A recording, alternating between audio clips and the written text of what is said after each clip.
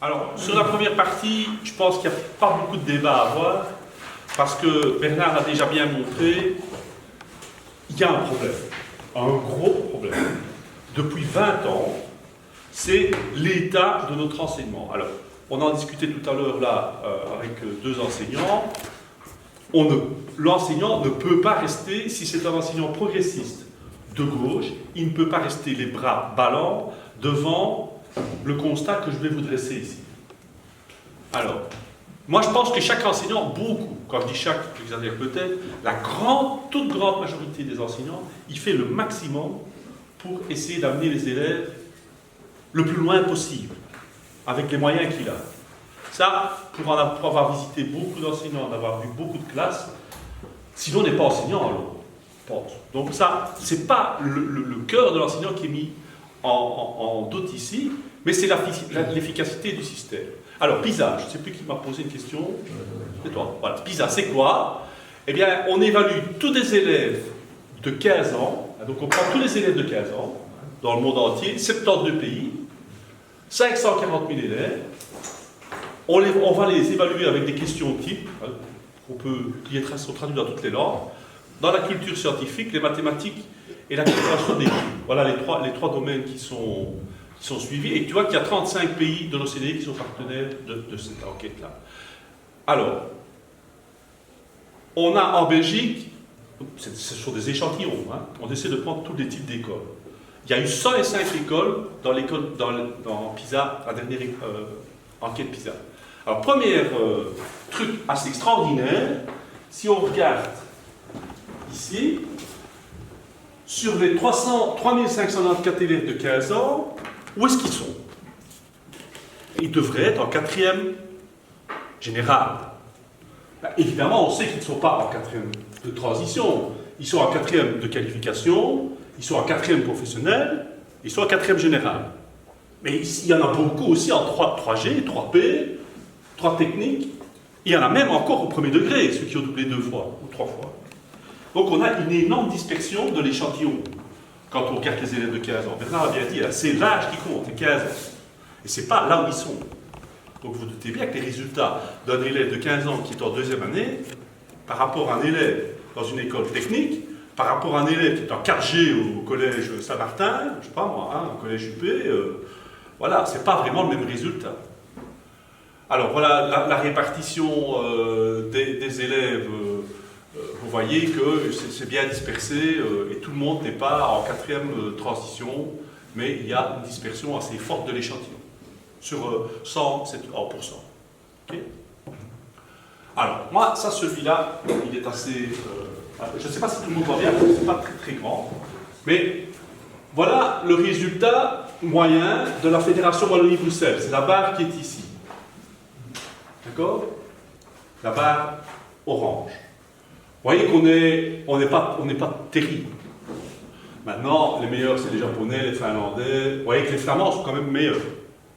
Mais ce qui m'intéresse, ce n'est pas tellement le résultat. C'est ceci. Voyez un peu, si on regarde l'indice socio-économique de des élèves, vous voyez où sont les élèves défavorisés, 433, et les élèves favorisés, 544. Ça veut dire qu'en Belgique, les élèves favorisés, ça veut dire qu'ils viennent de milieux socio-économiques aisés. Ben, ce sont les meilleurs du monde. Hein. Ce sont des élèves extraordinaires. Et nos pauvres gamins qui sont triés dans cette usine à gaz, ils sont ici en dessous.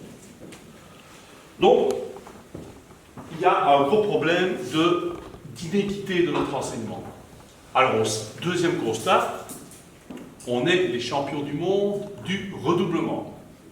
Alors, si on regarde un peu ce schéma-là, c'est quand même... il y a quoi se poser des questions. Si vous regardez, donc dans l'abscisse, vous avez... En ordonnée, pardon, vous avez à partir de la 3e maternelle jusqu'à la 6e secondaire, vous voyez, 6. Et là, vous avez le pourcentage d'élèves qui est à l'heure, qui est en retard d'1 an ou en retard de 2 ans. Si vous regardez P6, 6e primaire, donc on fait un arrêt sur l'image sur la P6 ici, on a un élève sur 5 qui a déjà doublé, en fin de primaire. C'est incroyable, ça. Alors on dit, oui, mais, j'ai entendu Bernard, oui, mais l'école ne résout pas tout, on ne sait pas tout faire.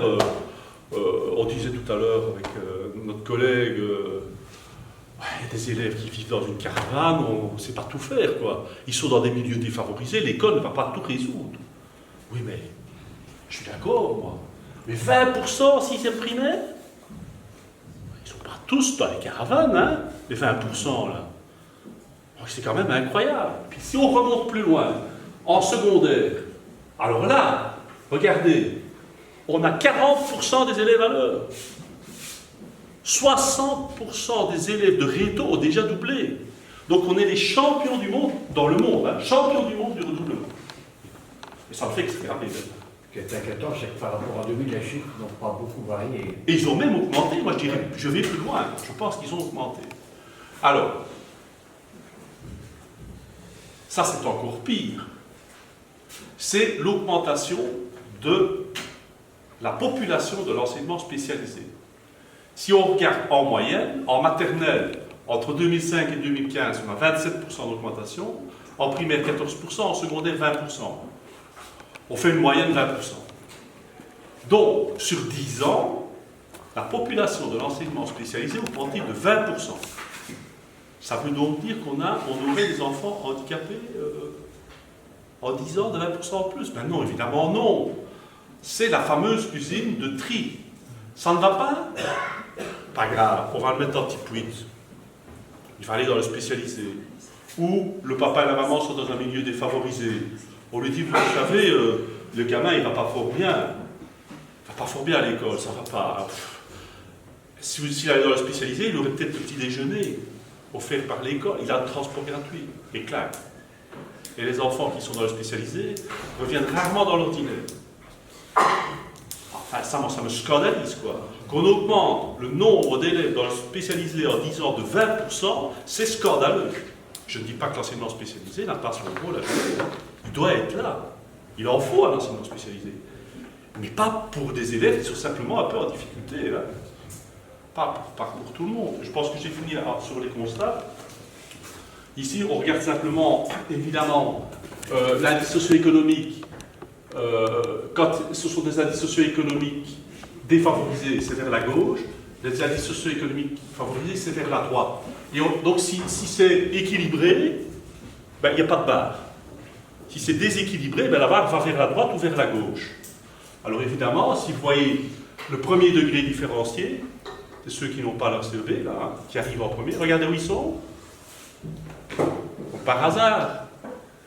Regardez ceux qui sont dans le général, dans le 3e degré général. Regardez comment la barre est développée.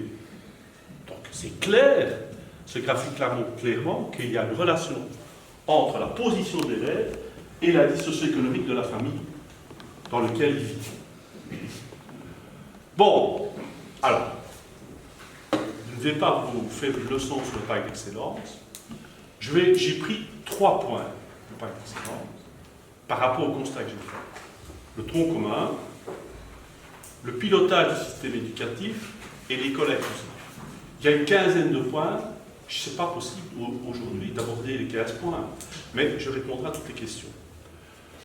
Alors, je ne vais pas vous dire si le pacte d'excellence c'est bien ou pas, je vais vous donner ce que j'estime positif et ce que j'estime dangereux. Le pacte d'excellence, c'est un projet pour 30 ans, donc il est impossible de dire maintenant, puisqu'il n'y a encore rien en route, il y a des choses en route, mais très peu, de savoir si c'est bien ou pas. Donc, je ne sais pas qui m'a posé la question. Ah ben, c'est toi ou c'est Bernard qui m'a dit on va savoir si c'est bien ou pas. Ben non, vous n'aurez pas la réponse. Désolé. Bon, donc, le tronc commun. Je vous ai dit, c'est quoi notre système éducatif? C'est une guerre de triage. On trie les élèves. C'est ça l'éducation. On prend les gamins en 3e maternelle. Ouais, ça va pas. On arrive en 1er primaire, ça va toujours pas. On fait doubler. Et puis on continue. Puis si ça va vraiment pas, ben, on va dire bon, écoute, on va le mettre en technique. Puis ça ne va pas dans le technique, on le met en professionnel. Si ça va vraiment pas, s'il y a un petit peu de problème de lecture, on va le mettre dans le spécialisé. C'est ça le système. Le système éducatif, c'est un système de tri. Donc, il est nécessaire absolument de gérer ce flux d'élèves et d'essayer d'en garder un maximum, de faire des efforts pour en garder un maximum le plus longtemps possible et les amener le plus loin possible. Ce n'est pas ce qu'on fait maintenant. Alors, pour le moment, le système scolaire, il est fait sur le mérite. Donc, qu'est-ce qu'on regarde? On ne s'occupe pas du tout de la construction de la personnalité de l'élève. Donc, on va pousser le plus possible la performance, on va évaluer tout le temps dans l'école. Je ne sais pas si vous avez des enfants, je suppose que certains d'entre eux ont déjà eu des enfants, ont vécu ça. On évalue tout le temps, les interros tout le temps, on passe son temps à faire ça. Donc, on met en avant le mérite et on dégomme le gamin qui a un peu de difficulté. C'est comme ça que ça fonctionne. Donc, il faut absolument que l'école place un savoir de base, un socle de compétences, et essayer d'y amener le maximum d'élèves. Ça, c'est l'objectif. Et pour ça, il faut passer par un tronc commun. Un tronc commun qui n'est pas bradé et dénaturé, donc un tronc commun qui soit polytechnique, c'est-à-dire que tous les élèves n'ont pas la même façon d'aborder un cours technique ou un cours général. L'enseignement artistique, il est aussi complètement abandonné. Il faut que les disciplines soient plus égalitaires et il faut absolument avoir une pédagogie de la réussite. Les disciplines égalitaires, je ne sais pas s'il y a des profs de maths ici, mais moi je suis prof de physique, donc je peux dire que les maths c'est quand même mis en avant, hein, je suis désolé. Mais il y a quand même certaines disciplines qui sont poussées en avant. Je ne sais pas si vous avez déjà bien réfléchi. Moi je suis physicien. Qu'est-ce que j'ai utilisé des maths que j'ai vues? J'ai utilisé pas mal de choses quand même, moi. Eh bien, il y a des choses qui m'ont servi à rien. Alors vous imaginez, je n'ai pas dit qu'il fallait voir tout ce qui servait. Vous n'allez pas me faire dire ça. Le latin, on ne s'en sert peut-être pas, mais il a une certaine utilité. Les maths, on ne s'en sert peut-être pas, elles ont une utilité. Mais pas comme elles sont construites pour dégoûter certains. Hein. Donc il faut essayer d'avoir une plus grande égalité entre les matières. Et voilà. Donc, pour moi, il faut un meilleur soutien précoce aux élèves, il faut des ressources supplémentaires. Alors, voilà, est-ce que ça va fonctionner? Ça n'a pas fonctionné. Ici, on a 50 millions d'euros, on a engagé 1100 membres du personnel dans le fondamental l'année passée. On va voir si ça porte ses fruits. Il faut une modification fondamentale sur l'évaluation et il faut commencer par les petits. Le maternel et le primaire. Alors, quels sont les dangers du tronc commun? Eh bien, ça vous le savez, puisqu'on est en période électorale, vous n'avez qu'à regarder la presse. Le MR, anti-tronc commun. Vous avez, et certains enseignants qui disent, mais pourquoi sont-ils anti-tronc commun? Tu m'arrêtes hein, parce que je vais sur. Non, il reste 5 minutes. Anti-tronc commun. Et donc, pourquoi? Parce qu'ils projettent le tronc commun en 2027 et 2028 dans la troisième secondaire, et le tronc commun, il commence en 2020 ou en troisième maternelle. Et donc, c'est ça le tronc commun. Eh oui, c'est là qu'il faut agir. Et puis, il va monter année par année. Et l'espoir, Bernard, je suis peut-être déçu, c'est qu'en fait, 6e primaire, on n'est plus les mêmes élèves que maintenant pour rentrer dans le secondaire. Parce que si on a les mêmes élèves que maintenant, alors c'est vrai que le tronc commun, c'est foutu. C'est foutu parce qu'on n'arrivera effectivement pas à les tirer jusqu'à la fin de 3e dans les générales. Ça, je suis d'accord. Et alors, évidemment, faire un truc qui dure jusqu'en 2027 avec 2 gouvernements, bonne chance. Donc, on verra déjà dans un mois comment ça va être. Alors, le pilotage, je vais essayer d'accélérer un peu, c'est un peu compliqué ça, mais comme les 2 camarades enseignants vont en parler, ça tombe bien, je vais pouvoir accélérer et je reviendrai dans la discussion sur le pilotage. Donc, comment est-ce qu'on pilote pour le moment l'enseignement? On a une commission de pilotage où on est présent, les organisations syndicales, les inspecteurs, les PO, etc. Et on regarde ça autour d'une table, une fois par mois, et depuis 20 ans, on dit que ça ne va pas. Et ça ne change pas. Donc l'idée, c'est de dire, on va mettre ça au niveau des écoles. On va piloter avec les profs, on va faire des équipes, et on va voir, école par école, ce qu'on pourrait améliorer dans l'école. C'est ça le pilotage. Avec l'aide des réseaux, malheureusement, je voudrais bien supprimer les réseaux, mais c'est un peu compliqué. Et ces réseaux vont, voilà, on peut revenir sur ce schéma-là tout à l'heure, vont amener des conseillers pédagogiques pour essayer d'arriver aux objectifs. Alors, les dangers. Alors, des cibles complètement farfelues. DZ, ça veut dire directeur de zone. Et DCO, ça veut dire directeur au contrat d'objectif. Ce sont des personnes qui seront interréseaux, qui vont se placer dans les zones. Il y en a une pour le Brabant-Wallon, il y en a une pour Namur. Ils sont placés dans les zones, qui vont aller contrôler les écoles pour voir si les objectifs qu'ils ont fixés, ben, ça, c'est plus ou moins correct. Alors, ça peut être, je vais prendre deux exemples d'objectifs. Si c'est une école qui a un peu de difficulté, ben, peut-être qu'elle peut améliorer ses résultats aux épreuves externes. Je ne sais pas moi, le CEP par exemple, pour l'avantage. Si c'est une école élitiste, il y en a de temps en temps, hein, eh bien, ces écoles élitistes, elles ont souvent des taux de départ très, très grands. Donc elles recrutent beaucoup en première, et puis elles font partir les élèves. Elles les éliminent. Allez, hop, ailleurs, ailleurs, ailleurs, et elles ont des taux de réussite très bons, mais le taux de départ est très fort. Donc il faudrait que le DCO dise, c'est votre taux de départ qu'il faudrait viser et pas votre performance. Bon, alors, est-ce que ça ne va pas être un management de type libéral? Donc mettre la pression sur l'équipe éducative et sans moyens. Ça, c'est un danger. Est-ce que les PO ne vont pas se renforcer par ce système-là? J'en sais rien, c'est peut-être un danger aussi. On peut en discuter par la suite. Donc ce n'est pas évidemment la panacée universelle, je ne suis pas convaincu que ça va fonctionner. Mais j'ai quand même un petit espoir que ça pourrait fonctionner. Alors, j'approche. Hein. Alors les collègues, c'est bon? 3 minutes. Ah, magnifique. L'école inclusive. Alors, c'est quoi l'école inclusive? C'est de dire, allez, un gosse a des problèmes, il est dyslexique ou dyscalculique. Au lieu de l'envoyer dans le spécialisé, on va quand même essayer de le garder dans l'enseignement ordinaire. Donc on va l'inclure dans une classe ordinaire. Pour ça, il faut évidemment que les enseignants soient formés. Il faut que les enseignants aient de l'aide. Il faut qu'on fasse ce qu'on appelle les aménagements raisonnables. Il faut encore définir ce que c'est un aménagement raisonnable. Si c'est un handicapé en fauteuil roulant, pas de problème. Si c'est un aveugle, un malvoyant, on va lui mettre un ordinateur avec une grosse loupe, etc.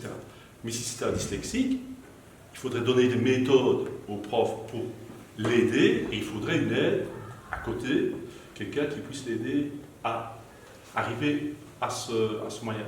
Et donc, l'objectif, c'est de diminuer le pourcentage d'élèves qui va dans le spécialisé.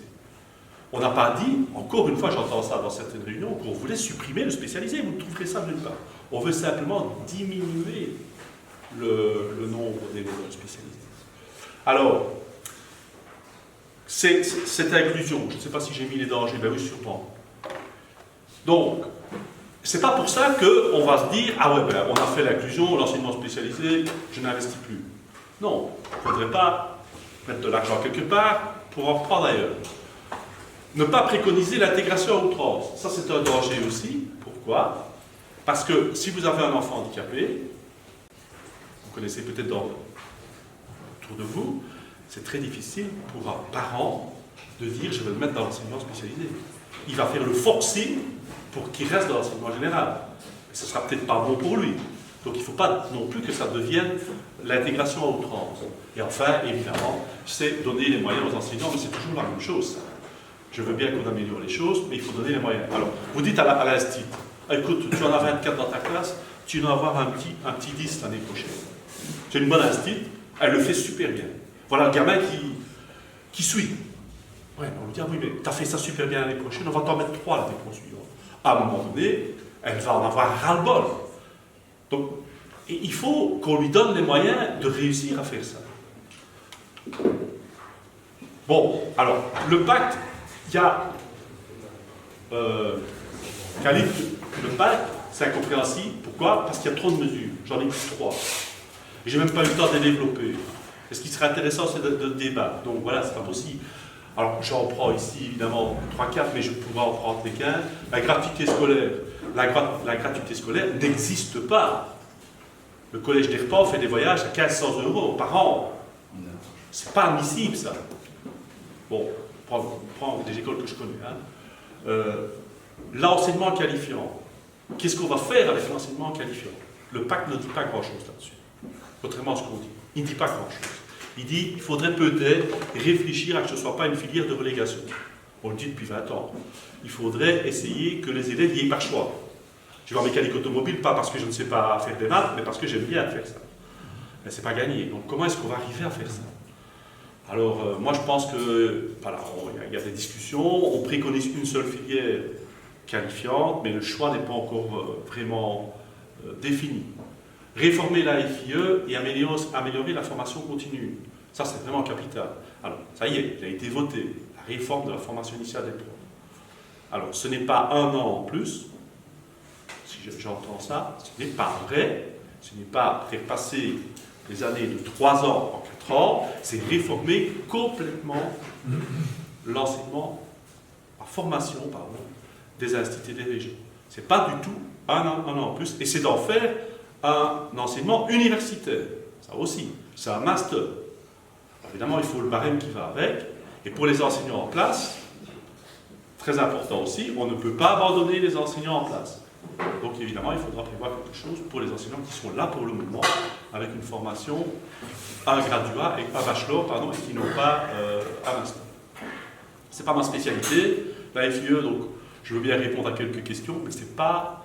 c'est ma collègue qui a négocié ça, donc je ne saurais pas, s'il y a des enseignants du supérieur, rentrer dans les détails de la FIE. Je peux vous donner les grandes lignes, mais je ne saurais pas rentrer dans les détails. Et enfin, s'assurer la maîtrise de la langue de l'enseignement par tous les élèves. Pourquoi? Parce qu'on constate que si on a mis des moyens dans le français langue étrangère, pour les flux de migrants, etc., on a un accueil, on a des DASPA, donc des écoles qui accueillent ces gens-là, mais pour les Belges, qui parfois, on ne parle pas français chez eux, qui ne comprennent rien à la langue de l'enseignement, on n'a rien fait. Et ici, dans le pacte, il y a effectivement un investissement pour ces jeunes-là qui ne maîtrisent pas la langue de l'enseignement. Alors, j'arrête. J'ai vraiment fait un survol, plus que survol, de 3 points du pacte et abordé quelques points. Moi, je pense que ce qui est intéressant, c'est qu'on me pose après des questions sur quels sont les dangers, quels sont pour moi les avantages, qu'est-ce qui va devenir, puisque le pacte il est fini, il faut quand même bien préciser qu'il y a longtemps qu'il est fini, on met en route des mesures et on va voir jusqu'où on va aller. Peut-être qu'on arrivera à pas grand-chose comme le contrat pour l'école. Ça, on verra. L'avenir nous le dira. Voilà. Merci de m'avoir écouté et à tout à l'heure pour le débat.